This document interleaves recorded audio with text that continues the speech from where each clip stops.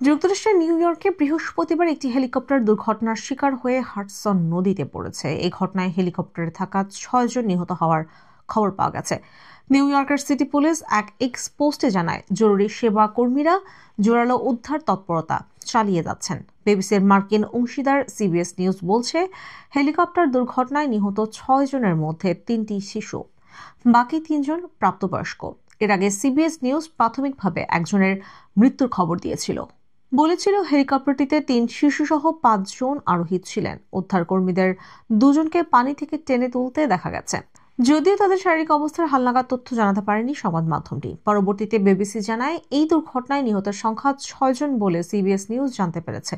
দুর্ঘটনাস্থল থেকে তাদের মরদেহ উদ্ধার করা হয়েছে, তবে সরকারিভাবে হতাহতের বিষয়ে এখনো কিছু জানানো হয়নি। নিউ ইয়র্কের মেয়র এরিক অ্যাডামস হেলিকপ্টার দুর্ঘটনাকে হৃদয় বিদারক বলে মন্তব্য করেছেন। এদিকে গাজা সিটির সুজাইরা এলাকায় গত বুধবার একটি আবাসিক কমপ্লেক্সে ইসরায়েলের একাধিক বিমান হামলায় আরও অন্তত 35 জন নিহত ও 55 জন আহত হয়েছেন। হামলায় আরও 80 জন নিখোঁজ রয়েছেন বলে জানা গেছে। প্রত্যক্ষদর্শীরা বলছেন, ধ্বংসযোগ্য বলতে যা বোঝায় ইসরায়েলের ওই বিমান হামলা ছিল ঠিক তেমনটাই। হতাহত ব্যক্তিদের অধিকাংশই শিশু ও নারী বলে জানিয়েছে ফিলিস্তিনি বার্তা সংস্থা ওয়াফা। হামলায় আহত বহু মানুষকে হাসপাতালে ভর্তি করা হয়েছে। হাসপাতাল কর্তৃপক্ষ বলেছে, আহত ব্যক্তিদের জন্য রক্তের প্রয়োজন। তারা সাধারণ মানুষকে রক্তদানে এগিয়ে আসার আহ্বান জানিয়েছে।